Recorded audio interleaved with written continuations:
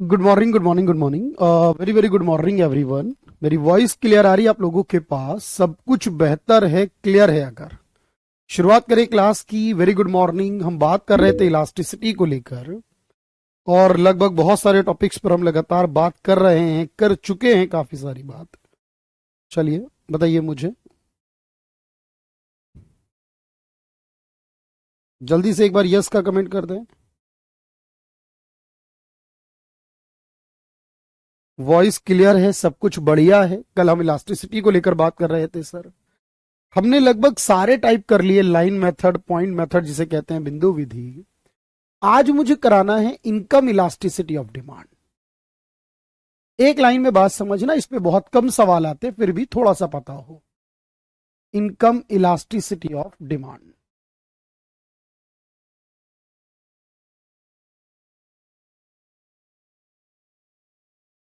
I past estate, S S.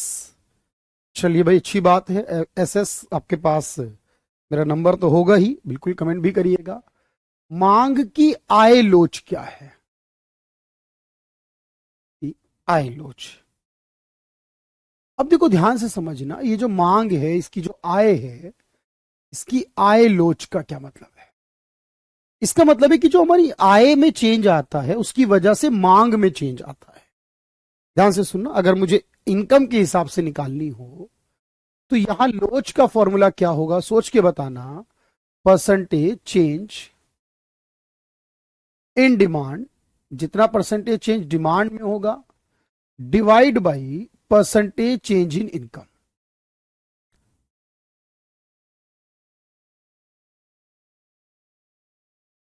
Divide by percentage change in income. और कितने प्रतिशत change जो है वो इनकम में होगा।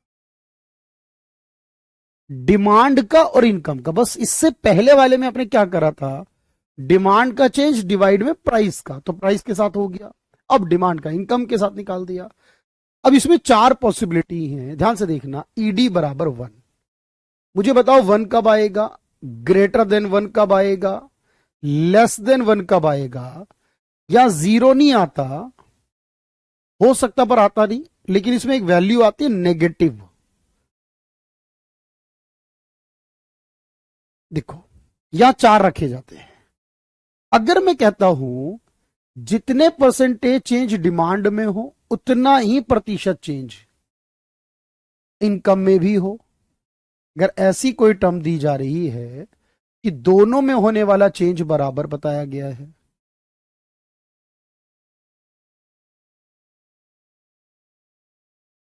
तो इसका मतलब यह हुआ अगर दोनों का चेंज बराबर है तो 1 आएगा।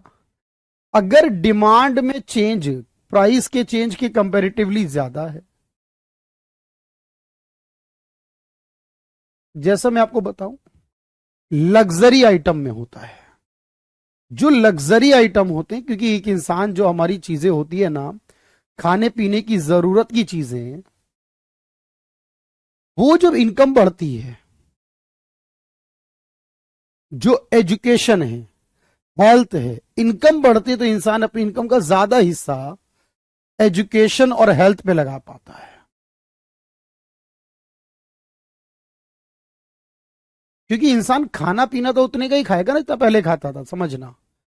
जब मैं कहता हूं जब हमारी डिमांड में चेंज कम हो, जैसे हमारे खाना, फूड, अगर मैं कहता हूं फूड है भाई, आपकी इनकम बढ़ रही है, ठीक है, पर खाने में उसका असर बहुत कम नजर आएगा आपको। क्यों? सर खाना तो इंसान उतना ही खाएगा ना।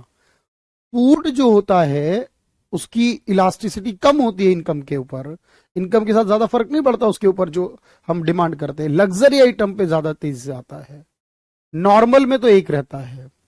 और मैंने कहा जब ऐसा हो कि इनकम बढ़े, लेकिन जब इनकम बढ़े लेकिन इनकम बढ़ने के बाद डिमांड घट जाए, जब इनकम बढ़े और डिमांड घट जाए, या इनकम घटे और डिमांड बढ़ जाए, मैंने बताया था इसमें नेगेटिव हो जाता है। ऐसा इंफीरियर में होता है। मैं आपको इंफीरियर पढ़ा चुका हूं, डिमांड पढ़ा चुका हूं, इंफीरियर गुड्स पढ़ा चुका हूं, निम्न कोटि वस्तुएं में एग्जाम्पल दे चुका हूं इसका, उसमें यह ऋणात्मक होगा। समझ लो, नॉर्मल में तो एक होता है, जब भी होता है नॉर्मल तो हमेशा एक होता है, कोई भी वस्तु वो एक में रहती है। लेकिन एजुकेशन, हेल्थ, लग्जरी आइटम में इंसान की जब इनकम बढ़ती है, वो ज्यादा हिस्सा इन चीजों पे खर्च करता है। फूड पे खर्चा लगभग थोड़ा सा ही बढ़ता है, ज्यादा नहीं बढ़ता।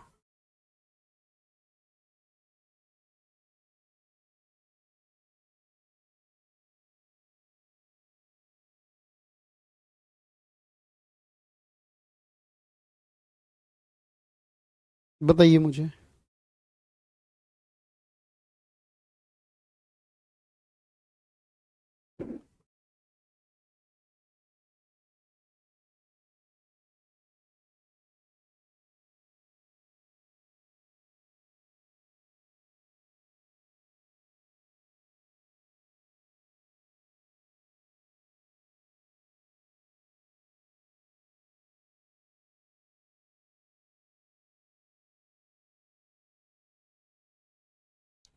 ठीक है भाई, चलो डन करो जल्दी से।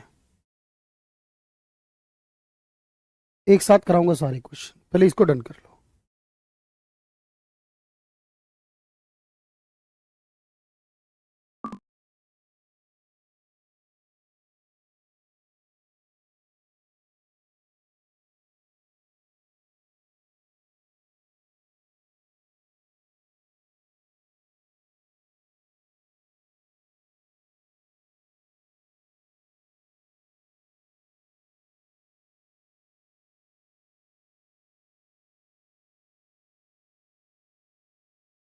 पहली स्लाइड हमने लिखी है, इनकम के साथ अगर चेंज हो डिमांड में, आप इसको हिंदी में भी लिख सकते हो भाई, ऐसा नहीं है।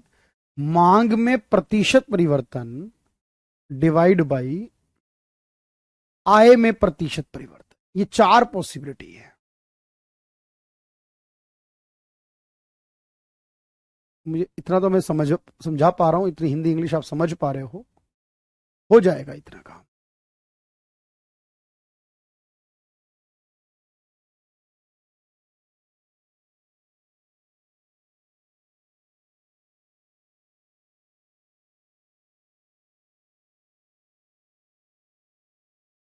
चलिए भाई, मैं आगे क्वेश्चन कराऊंगा अभी सारे।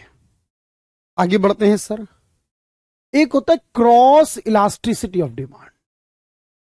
क्रॉस इलास्टिसिटी ऑफ डिमांड,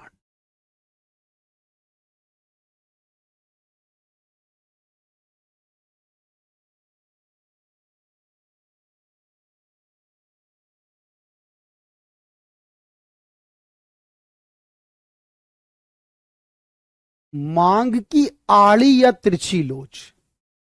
अब ध्यान से देखना, आड़ी या तिरछी लोच,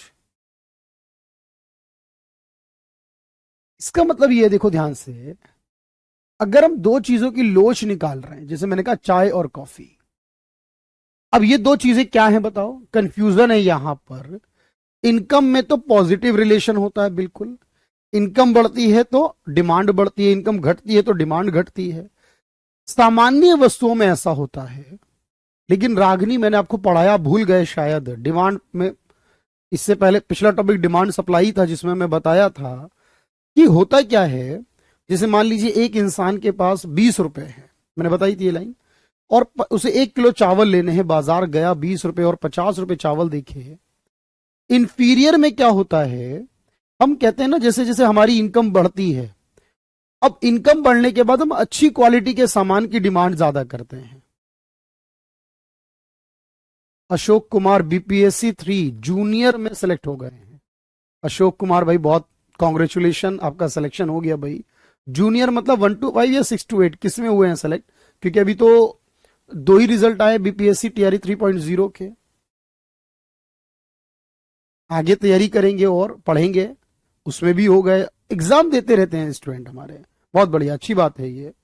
चलिए, तो आड़ी का मतलब ये है कि जब आप लोच निकाल रहे हो, अगर आप देखो ध्यान से सुनना, वस्तु वाई की, मान लो दो वस्तु हैं एक्स और वाई, वस्तु वाई की मांग में परिवर्तन, भाई ध्यान से समझना, यहां दो वस्तुएं हैं, वस्तु दो होनी चाहिए, एक्स और वाई।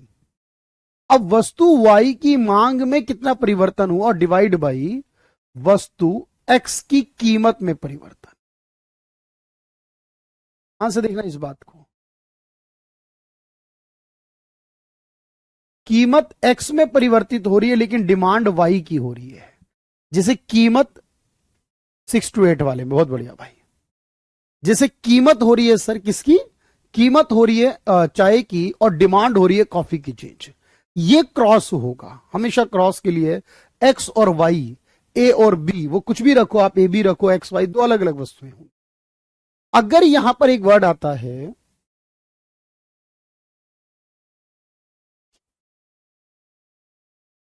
दो वस्तुएं हैं अगर, तो दो वस्तुएं अगर स्थानापन्न वस्तु हैं, अगर दो वस्तुएं हैं और उन दोनों में स्थानापन्न है, यानी वो दोनों वस्तु जो हैं सब्स्टिट्यूट हैं, तो याद रखना जैसे चाय और कॉफी, जब भी दो गुड्स आपस में सब्स्टिट्यूट होंगी,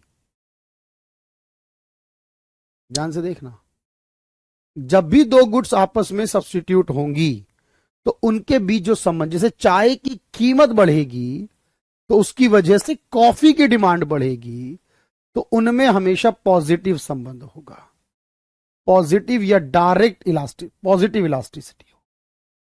जब भी दो गुड्स एक दूसरे के सब्स्टिट्यूट होंगी जैसे चाय कॉफी, तो उनके बीच जो इलास्टिसिटी होगी वो पॉजिटिव होगी। अच्छा ठीक है भाई, कोई बात नहीं, हाँ इंग्लिश में भी लिख देता हूं, भूल गया मैं, चलो पॉजिटिव होगी।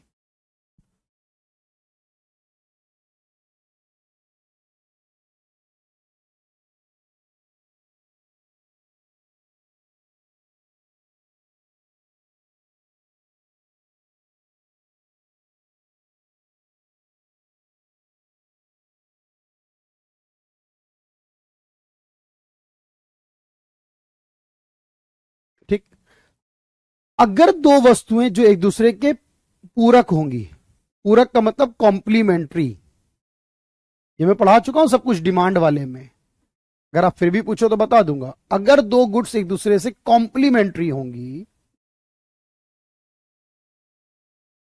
जैसे ब्रेड के साथ बटर, अब ब्रेड की कीमत बढ़ेगी तो बटर की डिमांड कम हो जाएगी, क्योंकि दो गुड्स अगर पूरक हैं तो दोनों के बीच में नेगेटिव इलास्टिसिटी, ऋणात्मक लोच होगी। बात समझ पा रहे हो, ऋणात्मक लोच।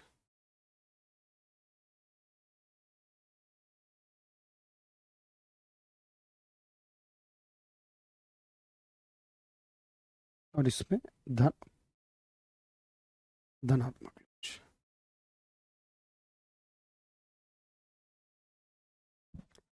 एक आती है टर्म, अगर दो गुड्स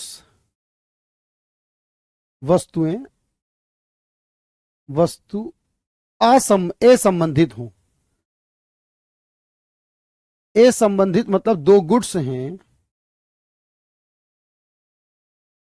यानी नॉन रिलेटेड गुड्स। अगर दो वस्तुएं हैं और वो दोनों एक दूसरे से इंडिपेंडेंट हैं, नॉन रिलेटेड गुड्स हैं, यानी आपस में कोई संबंध नहीं है, जब दो वस्तुएं आपस में कोई संबंध नहीं है तो उनकी इलास्टिसिटी जीरो होगी, उसका कोई रिलेशन नहीं होगा।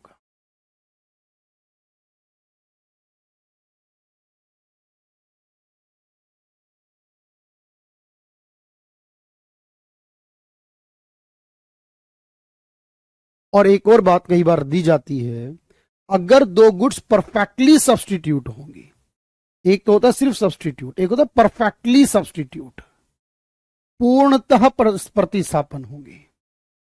अगर पूर्णतः प्रतिस्थापन, अगर दो वस्तुएं पूर्णतः स्थानापन्न या प्रतिस्थापन वस्तु होंगी, तब यह माना जाता है कि उनके बीच जो लोच होगी वो इनफाइनाइट होगी, अनंत इलास्टिसिटी। क्योंकि पूर्णतः का मतलब है बिल्कुल एक की डिमांड खत्म हो जाएगी अगर उसकी कीमत में चेंज आया तो, इसे कहते हैं अनंत लोच। इतना ही है इस टॉपिक में, फिर भी मैं एक और चीज कराऊंगा अभी। अगर कोई बात समझ में नहीं आई कि सर ये पॉजिटिव नेगेटिव ये कैसे आया, तो मेरे भाई दोबारा पूछ लेना, कोई दिक्कत नहीं, मैं दोबारा बता दूंगा। चाय कॉफी का एग्जाम्पल था, ब्रेड बटर का एग्जाम्पल था, जो आप कहोगे मैं वैसे बता दूंगा।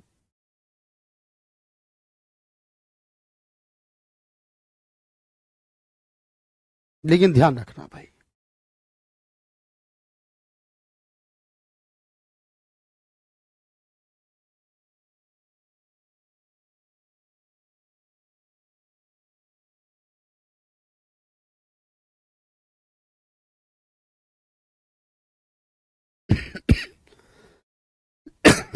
सॉरी, आप नोटबुक को पीछे करिए और उसमें जाइए, जब मैंने आपको पढ़ाया था सब्स्टिट्यूट गुड्स और उनके रिलेशंस के बारे में, ये वही चीजें सारी। अगर नहीं आता दोबारा समझ लो, लेकिन बताओ मुझे। अनुराग बहुत इजी वे में बता रहा हूं मैं आपको, इतना इजी होता नहीं है वैसे। अगर मैं इसको मुश्किल बना दूंगा तो फिर आपको कुछ भी क्लियर नहीं होगा ना भाई। और यही वजह है कि इकोनॉमिक्स बहुत सारे स्टूडेंट नहीं कर पाते हैं। वो पहले ही डर जाते हैं कि बहुत कॉम्प्लिकेटेड है, बोरिंग भी है, कई बार ये भी रियलाइज होता है। तो हमारी कोशिश ये है कि इसको बोरिंग और ना बनाया जाए। तो इसको एक्सप्लेन कर दीजिए, कोई बात नहीं है। जैसे मैंने कहा था सब्स्टिट्यूट, अब देखो ध्यान से, जैसे मैंने कहा था एग्जाम्पल के लिए सब्स्टिट्यूट होता है चाय और कॉफी, याद करो, चाय कॉफी। अब चाय की कीमत बढ़ेगी तो चाय की डिमांड कम होगी। लेकिन मुझे यह बताओ, चाय की कीमत बढ़ेगी, कॉफी की कीमत तो नहीं बदली,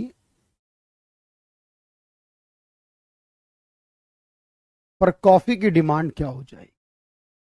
चाय की कीमत बढ़ जाने से लोग चाय पीना छोड़ देंगे, और जब लोग चाय पीना छोड़ देंगे तो बताओ क्या होगा? तब कहोगे कॉफी की डिमांड बढ़ जाएगी। तो यह बताना था मुझे, चाय की कीमत का कॉफी की डिमांड पर क्या असर होगा। यह इसके लोच को बता रहा है। जीरो मतलब नहीं होगा संबंध, जीरो का मतलब संबंध नहीं है, जब संबंध नहीं है तो जीरो बोलेंगे उसे। भाई इस एक का असर दूसरे पे कुछ होगा ही नहीं, जीरो का मतलब ये हुआ। चलिए भाई रागनी देखेंगे अभी। तो चाय और कॉफी है, इसी तरह ब्रेड और बटर हो सकता है। जब रिलेट ही नहीं करेगा, इंडिपेंडेंट वस्तुएं होंगी, तो वो जीरो आएगा। चलिए मैं कुछ क्वेश्चन दिखाता हूं आपको, कोशिश करते हैं। लेकिन उससे पहले मैं एक और चीज कराता हूं, फिर क्वेश्चन ही क्वेश्चन करेंगे। एक होता है इलास्टिसिटी ऑफ सप्लाई, पूर्ति की लोच। अब इसमें बस ज्यादा कुछ नहीं करना, फॉर्मूले में अगर आ जाए तो बनाना, वरना छोड़ देना। इलास्टिसिटी ऑफ सप्लाई पहले सुन लो, डाउट रहे तो। अब आपको पूर्ति की लोच निकालनी है, यानी कि अगर कीमत घटे या बढ़े तो उससे पूर्ति पे क्या असर होगा। पहले पूरी बात सुनना बहुत ध्यान से। पॉजिटिव में एंड इनवर्स, बस वही बात है श्रोता, बहुत बढ़िया। तो आपने कहा देखो इसमें क्या होगा, हम ईडी ऐसे निकालेंगे, यानी रिलेशन को, परसेंटेज चेंज इन सप्लाई, कितने प्रतिशत चेंज होगा सप्लाई में, divide by percentage change in price, और कितने प्रतिशत चेंज होगा प्राइस में। अगर मैं ये कहता हूं कि दोनों में बराबर चेंज होगा, तो आप कहोगे ईडी मेरा 1 आ सकता है, ईडी मेरा ग्रेटर देन 1 आ सकता है, लेस देन 1 आ सकता है। ईएस, माफ कीजिए, ईडी नहीं कहेंगे, ईएस कहेंगे, इसे इसे ईएस कहेंगे, इलास्टिसिटी ऑफ सप्लाई। और इनफाइनाइट आ सकता है। अब ये आप मुझे बताओगे 1 इनफाइनाइट वगैरह कितना आएगा। अभी हमने कितना पढ़ा है भाई? अभी हमने ये पढ़ा है, एक स्लाइड, दो स्लाइड करी हमने। एक बात सुनना ध्यान से, आखिरी बात सुनना ध्यान से। अब मैं आपको बता दूं, देखो जब हमारा ईएस 1 आता है, 1 को क्या कहते हैं मैंने आपको बताया है। 1, ध्यान से सुनना, 1 आता है तो उसे कहते हैं यूनिट इलास्टिक, ये तो पता ही आपको। भाई एक आने का क्या मतलब होता है? एक का मतलब है यूनिट इलास्टिक। एक आए, चाहे डिमांड आए या सप्लाई, एक का मतलब क्या होगा, इकाई लोचदार, या एक होगा, यूनिट होगा, इकाई होगा। बहुत ध्यान से सुनना, जब एक आता है और मैं इसका ग्राफ बनाता हूं एक का, तो इसका ग्राफ ये 45 डिग्री एंगल पे बनेगा। ये सवाल ऑलरेडी आया हुआ है, ध्यान रखना, 45 डिग्री पर। जब 45 डिग्री एंगल होगा तो याद रखना सप्लाई लाइन 45 डिग्री पर जा रही है, इसका मतलब कि दोनों साइडें बराबर चल रही हैं। जितना चेंज प्राइस में आ रहा है उतना ही डिमांड में, सप्लाई में आएगा। 45 डिग्री लाइन होती है तो ES1 आता है, जिसे यूनिट इलास्टिक। इसके बाद है ES ग्रेटर देन 1, एक से अधिक।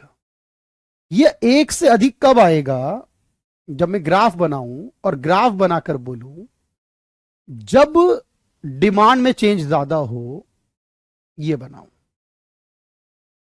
देख लो, नजर डाल लो, सप्लाई में, माफ कीजिए बार बार डिमांड निकल रहा है, सप्लाई में चेंज बढ़ा हो, इसका मतलब जो भी आंसर हो ग्रेटर देन 1 में 45 डिग्री से कम हो। अगर कभी भी सप्लाई की लाइन 45 डिग्री से कम पर बने, 30 मान लो, 25 मान लो, 35 मान लो, 45 डिग्री से कम, 30 आता है अमूमन, एग्जाम्पल 30 डिग्री, तब इसकी लोच आपको नजर आएगी एक से ज्यादा है। क्यों, सप्लाई में ज्यादा चेंज है। जब मैं कहता हूं इलास्टिसिटी एक से कम आएगी, अभी बताऊंगा मैं, लिखना तब उसके बाद में, जब आप इसको इस तरीके से बनाओ तब प्राइस में ज्यादा और सप्लाई में कम होगा। ये 45 डिग्री से अधिक होगा।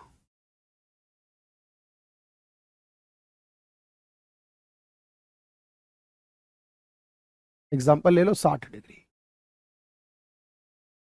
यानी जितनी डिग्री बढ़ेगी लोच में कमी आएगी। ध्यान से सुनना, अगर मैं कहता हूं सप्लाई की लाइन इस तरह की बने, जिसे वर्टिकल कहते हैं, ऊर्ध्वाधर कहते हैं, पैरेलल टू वाई एक्सिस, तो उसकी सप्लाई बनती है 0। याद है। और अगर सप्लाई की लाइन ऐसी बने,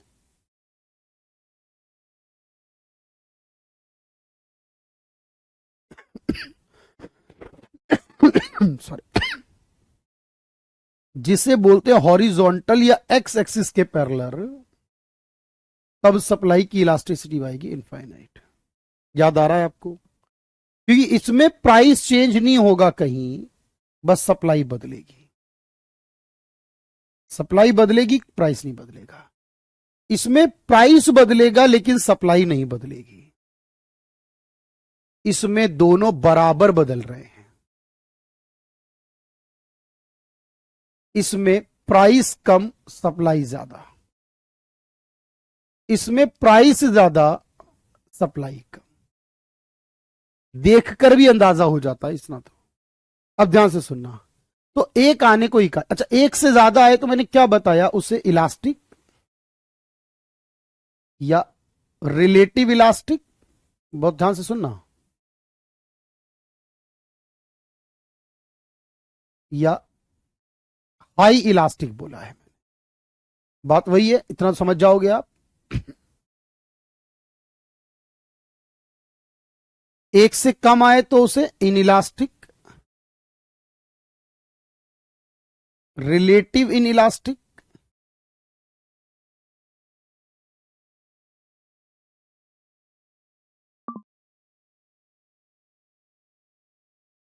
एक मिनट रुकना, या लेस इलास्टिक।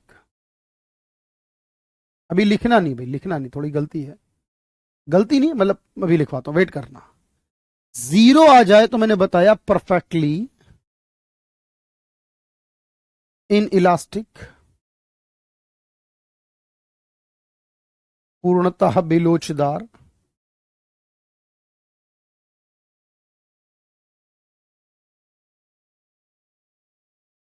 और इनफाइनाइट है तो परफेक्टली इलास्टिक। ये वही है, बिल्कुल सेम टू सेम कॉपी करा है मैंने, पूर्णतः लोचदार।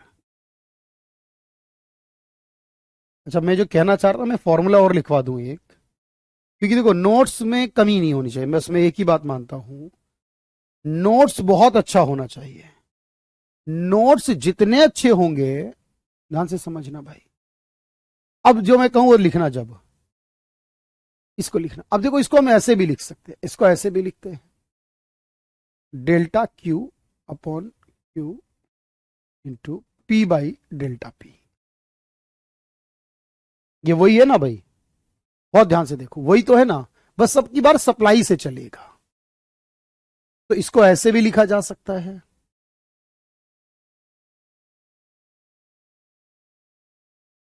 या इसी को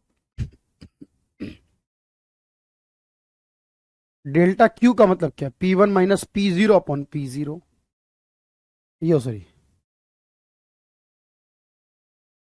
भाई, डेल्टा क्यू क्या है, डेल्टा क्यू का मतलब है चेंज इन सप्लाई,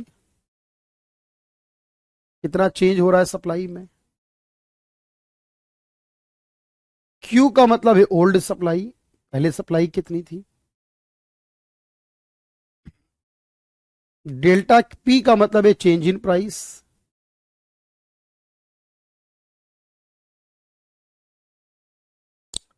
पी का मतलब है ओल्ड प्राइस कितना था। अब आप यहां से भी निकाल सकते हो, जिसे डिमांड में निकाला, और इसी बात को मैं फिर यहां लिखवाऊंगा, ध्यान से देखना सॉरी,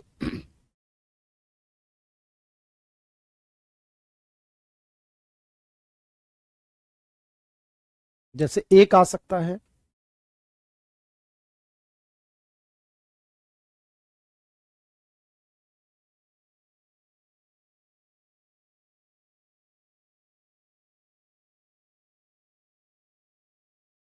एक से ज्यादा,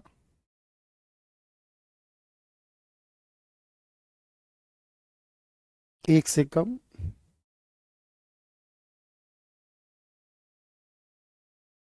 जीरो और इनफाइनाइट। अब मैंने क्या बताया, मैंने कहा देखो, जब मैं कहता हूं दोनों में बराबर चेंज हो, जितना सप्लाई में चेंज हो उतना ही प्राइस में चेंज हो,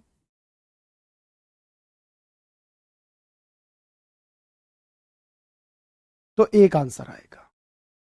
ये तो पता ही है ना। जब कहते इका, इसको कहते लोचदार या सापेक्ष लोचदार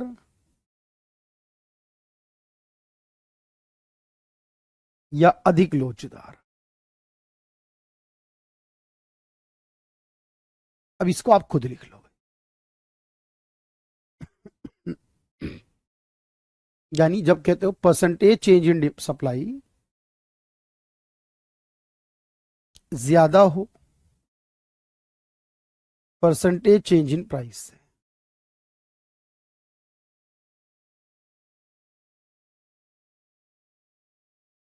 इसे कहते हैं बेलोचदार या बेलोच, या सापेक्ष बेलोचदार या कम लोचदार।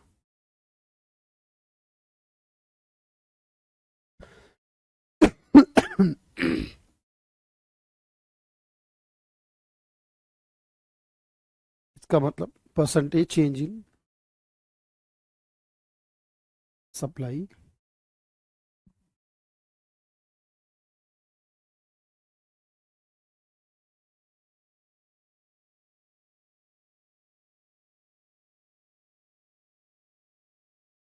जब सप्लाई में कोई चेंज ना हो प्राइस की वजह से, तब जीरो, और जब प्राइस में कोई चेंज ना हो तब इनफाइनाइट। अब मैं जो कहूं बस उसको ध्यान से सुनना। आपने शुरू की दो स्लाइड तो लिख ली थी भाई, दोनों कर लिए थे, यहां से आपको नोट करना था, पहले इसको नोट करिएगा।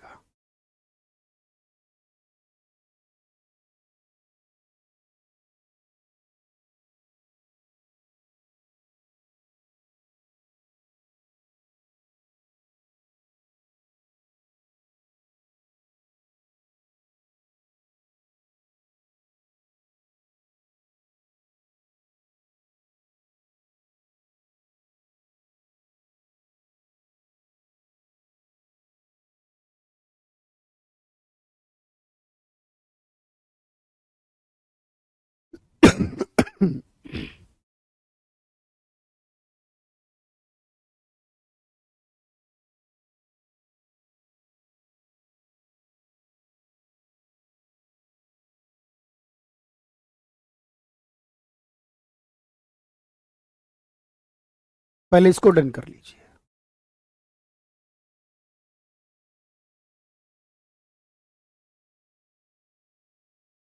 डन है भाई, यहां तक कमेंट भी आ रहे हैं, लगभग 7 पे लिख भी रहे होंगे मुझे लगता है। चलिए,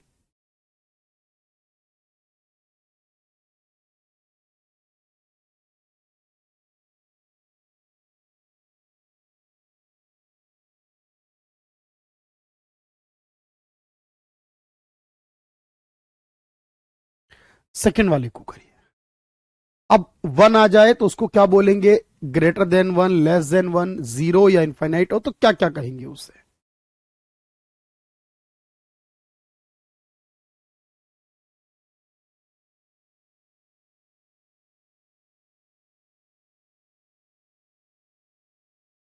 तो ये नाम डिमांड वाले ही हैं, सेम नाम है भाई।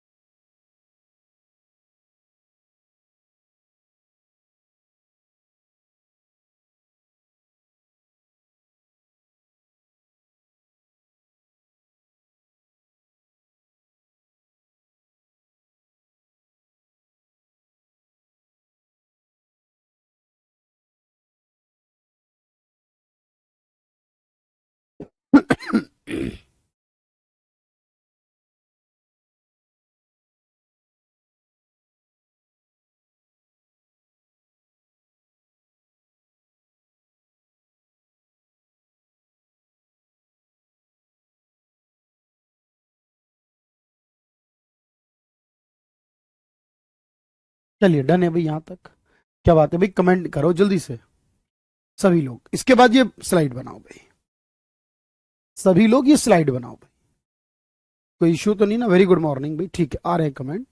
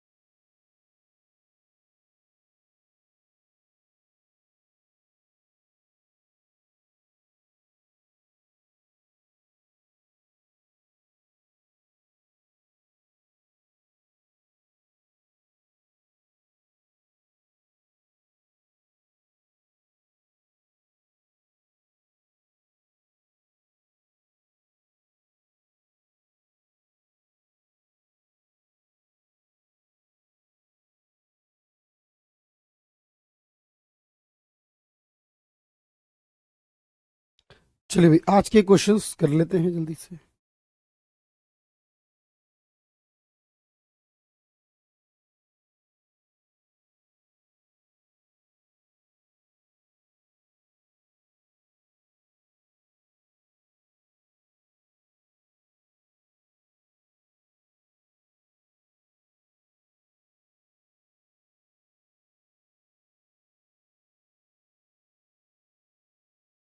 चलिए भाई, अब आ जाइए, बस अब हो गया जो होना था, सारा कंटेंट हो गया। अब जो मैं सवाल कर रहा हूं अगली कुछ देर, उनको ध्यान से देखना। कीमत लोच निकालेंगे तो सही फॉर्मूला क्या होगा?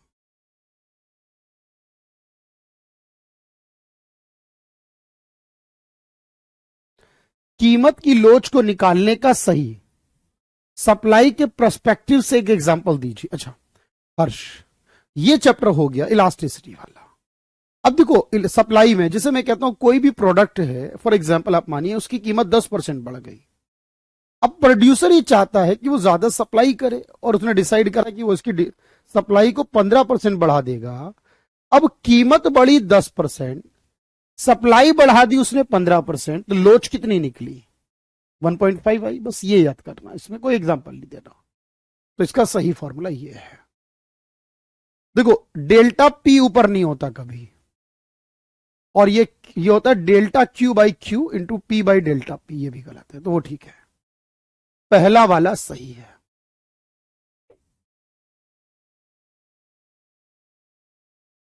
मूल्य में कमी होने के बाद भी अगर मांग में परिवर्तन नहीं होता तो क्या होगा बताओ? ये चैप्टर कंप्लीट है भाई। मूल्य में परिवर्तन होने के बाद भी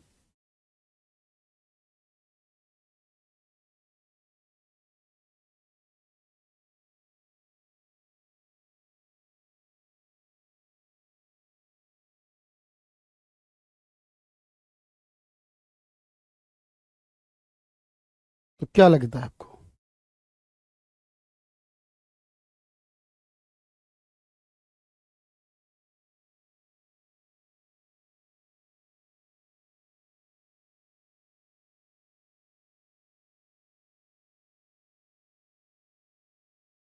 बताइए। तो क्या कहोगे सर? जीरो। क्योंकि इसका मतलब है जो मांग में कोई परिवर्तन नहीं हो रहा उसकी लोच जीरो है। परफेक्टली इलास्टिक डिमांड कब कहा जाता है? डिमांड को परफेक्टली इलास्टिक कब कहा जाता है?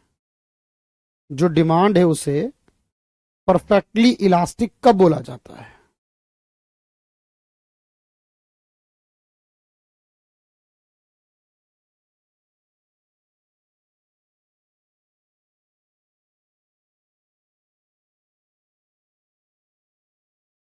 तो आपने कहा जब लोचदार हो पूर्णतः तो उसी को इनफाइनाइट बोला जाता है।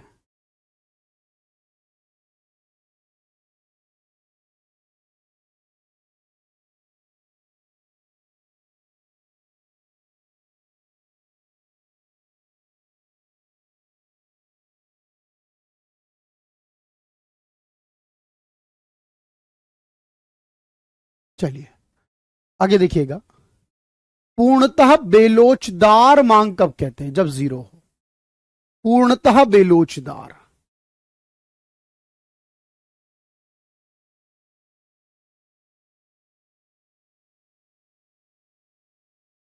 अगर सीधी मांग रेखा है तो बिंदु लोच ED1 कब होगा?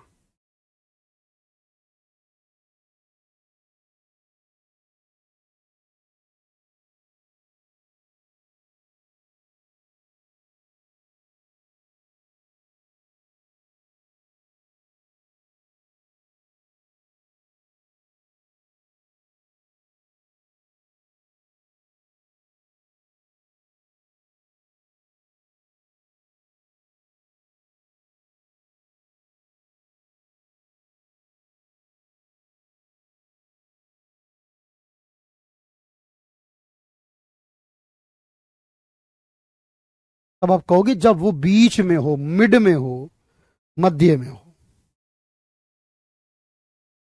जब वो मध्य में हो। चलिए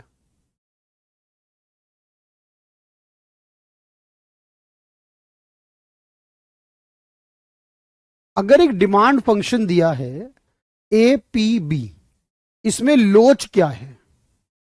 एक डिमांड फंक्शन मैं आपको समझा रहा हूं, कभी भी याद रखना जो ऊपर पावर लगी होती है ना, पावर ये जो लगा है इसी को लोच कहते हैं।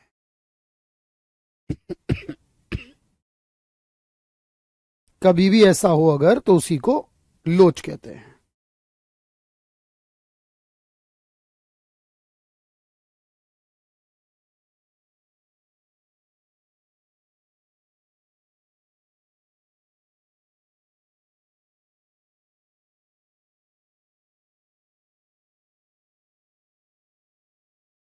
चलिए, ये ध्यान में रखना है।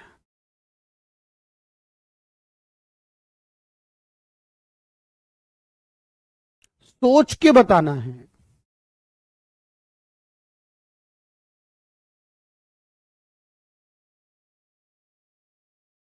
बहुत सोचना है आपको आंसर।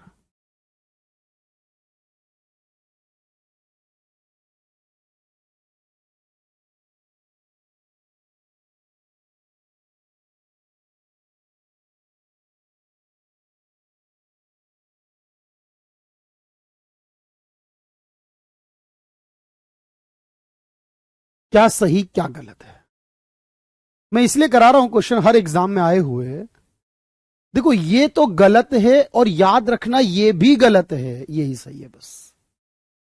क्योंकि देखो जो आवश्यक वस्तुएं हैं उनकी लोच कम होती है, एक से कम। जैसे फूड है आपका, कम क्यों होती है सर? क्योंकि आप जानते हैं उसमें ज्यादा बदलाव नहीं हो सकता, आवश्यक चीजों में ज्यादा परिवर्तन नहीं हो सकता। क्योंकि आवश्यक का मतलब है जितनी है उतनी ही यूज करनी पड़ती हैं, उसमें आप बहुत ज्यादा परिवर्तन नहीं कर सकते, ज्यादा बदलाव नहीं कर सकते।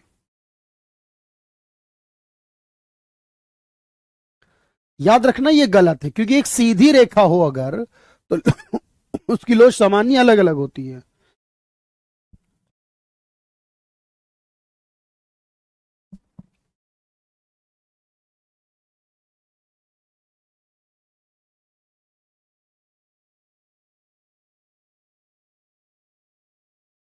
रैखिक मांग फलन के बारे में बताओ। अगर कोई भी मांग फलन है रैखिक है, इसका क्या मतलब है?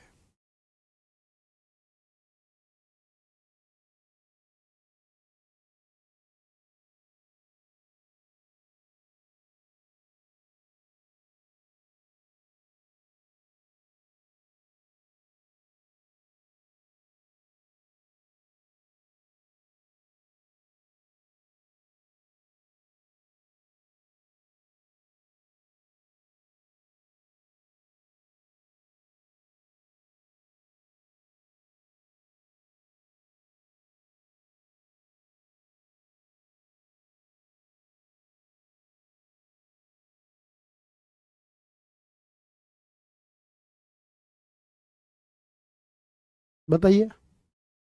जैसे जैसे नीचे जाएगा वैसे वैसे घटेगा, जैसे जैसे नीचे जाएगा वैसे वैसे घटेगा, बाकी गलत है।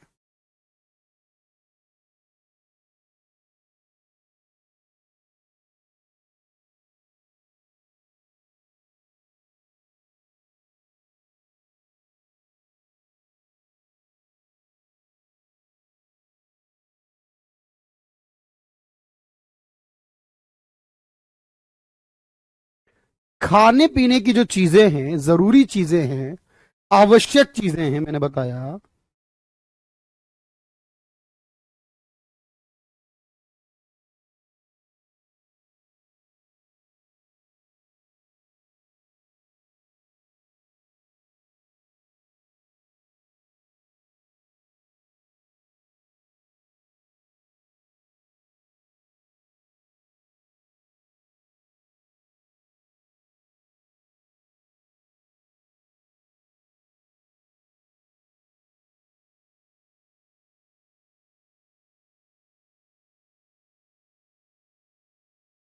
बताइए। तो जरूरी चीजों की मैंने कहा इन इलास्टिक होती है, क्योंकि उसमें बदलाव नहीं होता। जरूरी चीजों की इन इलास्टिक है। पूरक वस्तुएं हैं, अगर दो वस्तुएं पूरक हैं तो उनकी आड़ी लोच कैसी होगी?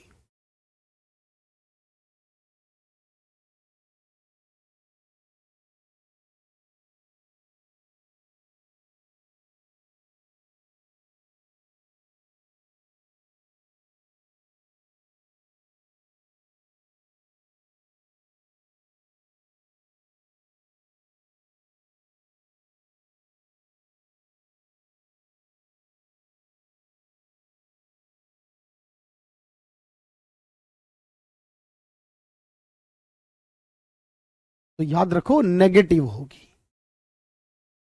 मैंने बताया ना, दो वस्तुएं अगर पूरक हैं तो नेगेटिव होगी, और अगर दो वस्तुएं प्रतिस्थापन हैं तो बताओ क्या होगा।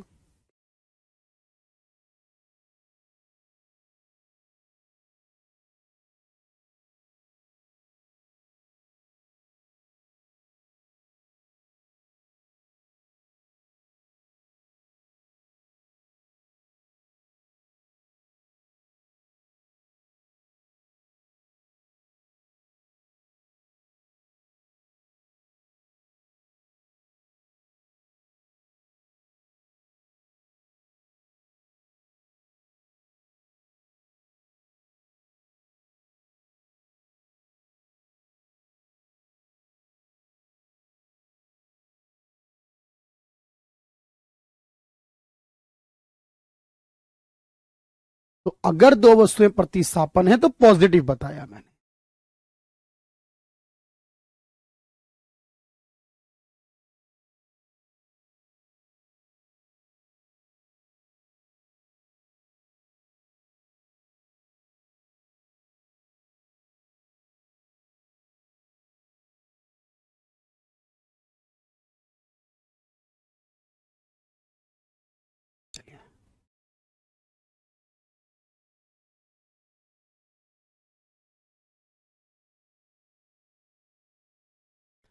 एक वस्तु की मांग में आनुपातिक परिवर्तन कीमत में परिवर्तन से ज्यादा हो।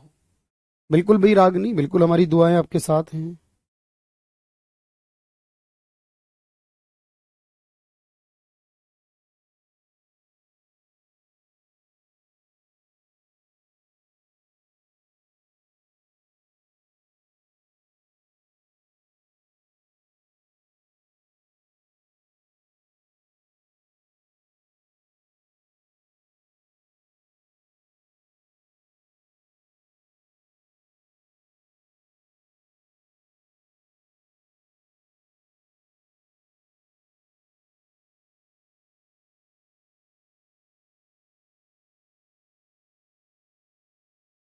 तो आप कहोगे सर अगर ज्यादा है तो इसका मतलब है ये हाई इलास्टिक है। हाई इलास्टिक है, ज्यादा है।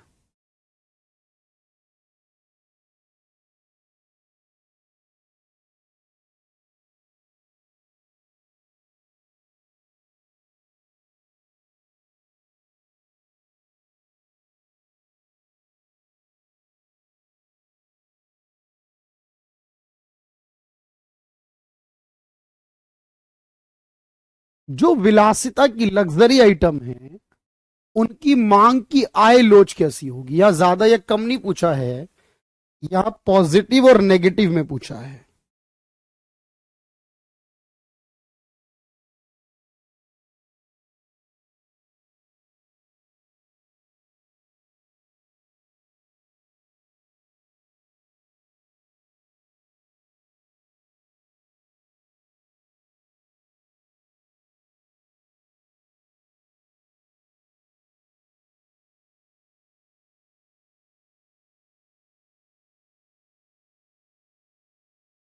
तब आप कहोगे ये पॉजिटिव होगा, क्योंकि लग्जरी आइटम जो होती है ना, कीमत के मांग के बढ़ने पर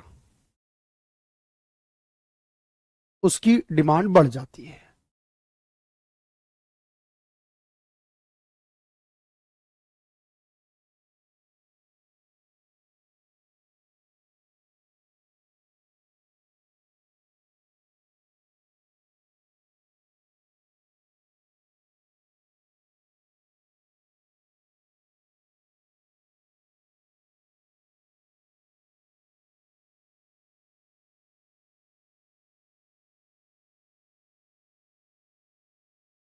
सोचकर जवाब देना। चारों स्टेटमेंट पढ़े बिना आंसर मत कर देना। थोड़ा सा बेहतरीन क्वेश्चन है ये।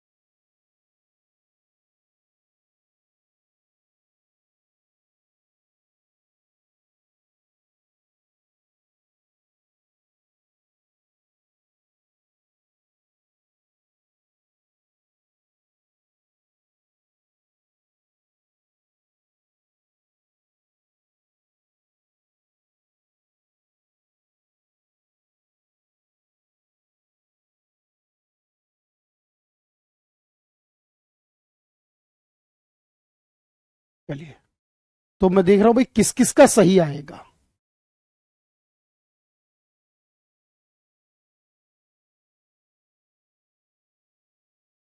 डी कौन कौन बता रहा है? लग्जरी वाला समझा रहा हूं। कोई बात नहीं, मैं समझाता हूं। लग्जरी में क्या होता है ना, जो जरूरी, जो हमारी जैसे सोना चांदी चीजें होती, हम खाने पीने पे खर्चा एक लिमिट के बाद बंद कर देते हैं। जब इनकम बढ़ती है वो सारी इनकम कहां जाती है? लग्जरी आइटम खरीदने पर। यानी इनकम के बढ़ने पर लग्जरी आइटम की डिमांड बढ़ती है। ये पॉजिटिव रिलेशन हुआ, पॉजिटिव लॉज हुई। बताओ सोच के, मैं सही हूं या आप सही हो पता नहीं। ये तो गलत है, सबका पक्का है। जब दो गुड्स की डिमांड ज्वाइंटली होती है, मतलब ज्वाइंटली का मतलब है कॉम्प्लीमेंट्री, तो कॉम्प्लीमेंट्री नेगेटिव होता है या पॉजिटिव होता है? मैं गलत तो नहीं हूं भाई? क्योंकि कॉम्प्लीमेंट्री जो होता है वो नेगेटिव को दर्शाता है। जब दो वस्तुएं कॉम्प्लीमेंट्री होती हैं तो आड़ी लोच धनात्मक नहीं होती। गलत जा रहे हो आप भाई। सब्स्टिट्यूट में होती है पॉजिटिव, कॉम्प्लीमेंट्री में होती है नेगेटिव।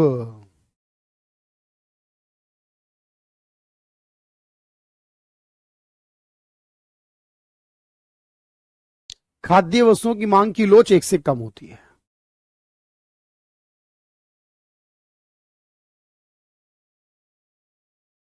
अगर दो वस्तुएं ए और बी हैं और उनके मांग की आड़ी लोच शून्य है, तो किस बात की संभावना ज्यादा है? 59 भी फिर से दोबारा बताता हूं, 59 दोबारा बताता हूं भाई, रुको। अगर दो वस्तुएं ए और बी हैं और दोनों आपकी लोच जीरो है, इसका मतलब है वो अनरिलेटेड हैं, वो एक दूसरे से संबंध नहीं रखती।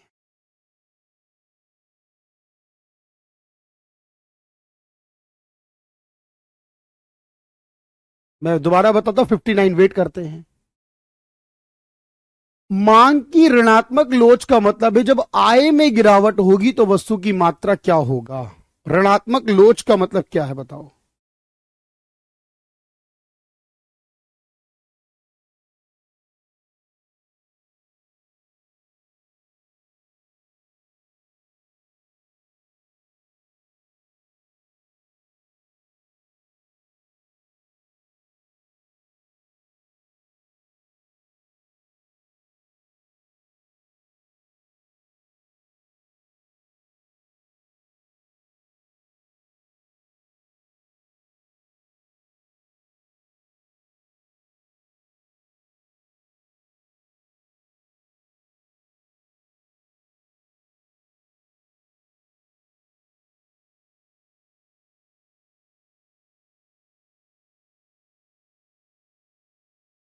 बताते रहो भाई। तो आपने कहा जी इसका मतलब बढ़ेगी, क्योंकि आय कम होगी। आय कम होगी तो डिमांड बढ़ेगी, तभी तो नेगेटिव रिलेशन आएगा। भाई आय कम होने से डिमांड ज्यादा, उल्टी चलनी चाहिए, विपरीत चलना चाहिए। विपरीत चलती है तब ऐसा होता है। मांग की आड़ी लोच कैसी हो सकती है? सही बताओ क्या है?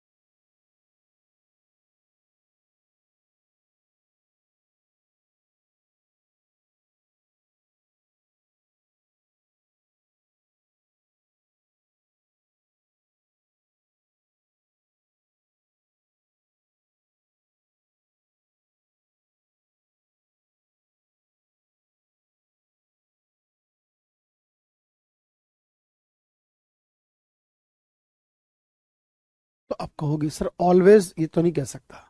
सब्स्टिट्यूट में नेगेटिव नहीं कह सकता। नेगेटिव जॉइंट केस में होगी।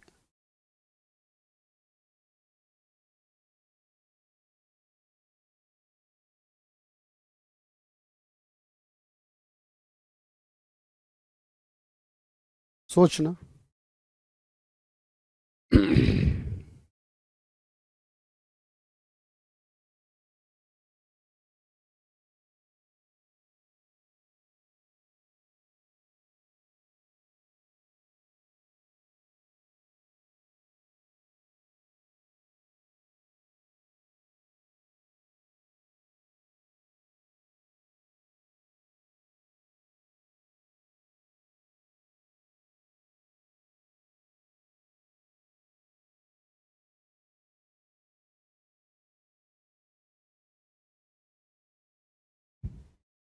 तो आप कहोगे ज्यादा चेंज आएगा। इकाई से अधिक का मतलब ज्यादा चेंज, लोच अधिक है मतलब ज्यादा चेंज आएगा, और लोच कम है तो कम चेंज आएगा। भाई ये याद रखना, लोच कम है तो कम चेंज आएगा, ज्यादा है तो ज्यादा चेंज आएगा। अगर दो वस्तुएं पूर्ण प्रतिस्थापन है तो मैंने बताया उनके बीच लोच इनफाइनाइट होगी। चलिए मेरे भाई, क्लास हो गई आज की पूरी हमारी, और ये चैप्टर हो गया। कल मैं कराऊंगा रेवेन्यू के बारे में, राजस्व के बारे में। रेवेन्यू एक शब्द है, रेवेन्यू के बारे में पढ़ाऊंगा। कॉस्ट, प्रोडक्शन, बाजार के बारे में पढ़ाऊंगा। कल रेवेन्यू पढ़ेंगे हम लोग। Thank you everyone, thank you so much.